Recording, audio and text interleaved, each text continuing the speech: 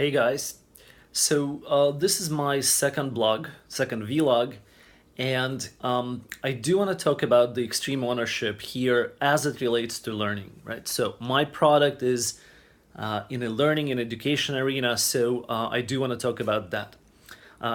You heard so much about it by now, the extreme ownership. I can't say that I myself have earned the right to preach it or whatnot. I definitely haven't.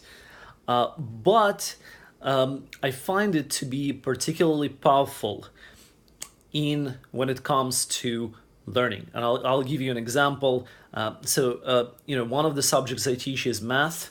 And I ran across the problem I had a hard time doing. I spent 4 hours. And honestly, it was more of an ego trip.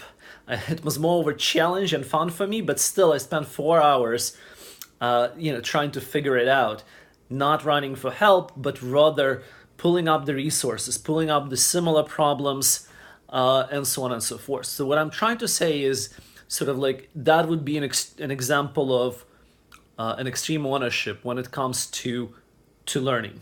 And I found that those students who take more responsibility and who take steps before they go to teacher, and here, at least in American culture, because I work in New York, I found that students do a superficial, fairly, even really good ones, even a talented ones, do a lot of superficial work, and then they tend to they just rely on a tutor, rely on a teacher, rely on a course, rather than try to figure it out. And I found that those who actually take steps, definitely do better.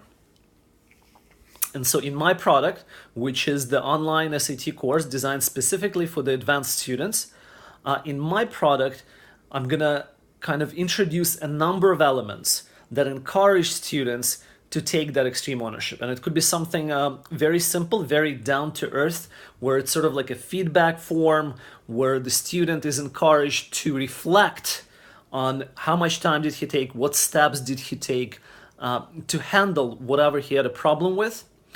And it could be something a little bit more complicated, like making a choice, right? So for example, I'm feeling extremely tired and I didn't have a lot of sleep. I had to get up for work early, but I'm making a choice, let's say, to put energy into this vlog. Or I have a class later. I started taking guitar lessons. I am making a choice. Like, I'm gonna extreme ownership as much as I can to sort of like go into that class with a positive energy.